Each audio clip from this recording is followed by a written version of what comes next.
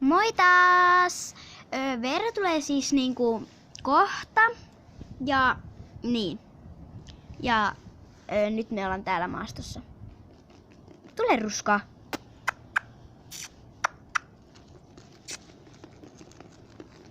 Hyvä.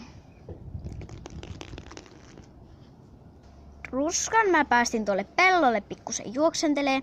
Ja Veeran pitäisi tulla ihan tasan tarkkaan aikaa 5 sekunnin päästä. Niin. Nyt eli siis Veera tuli. Missä Ruska? Vai jossain se on. Onko mä menen pönttöön, että mä en näe Ruskaa? Ruska piehtaroi pikkuisen. Jos mä menen edeltä. Joo. Nyt mä ratsastan lumilla täällä pellolla. Ja niin. Mä tuun ihan kohta. Jaa! Mä otan koolaimia. Joo. En tiedä mikä päivä sillä on. Joo, me hypätään pikkusen esteitä.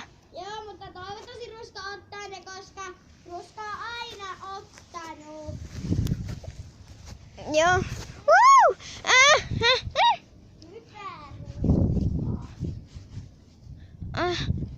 Oi hitsit. Veeran pitäisi tulla taas ihan kohta. Me mennään nyt tämmöstä ylämäkeä. Mä tuun vielä sekapäässä. Joo! Eli nyt Veera tuli. Ja nyt me ratsastaan. Nyt me ollaan täällä kivisellä tiellä. Kävelemässä. Aua! Mä oon kylläkin nurmikolla. Aua! Au! Että mun jalka. Sattuuks? Joo. Siis niinku lumi tiputti mut just kivikolle. Joo, mä menen ratsastaan. Niin mäkin. Nyt me ollaan tämmöisellä paikalla. Ja lumin jalka taisi juuttua. Voiko sä vähän auttaa Veera? Mua ja Siniä eli mua.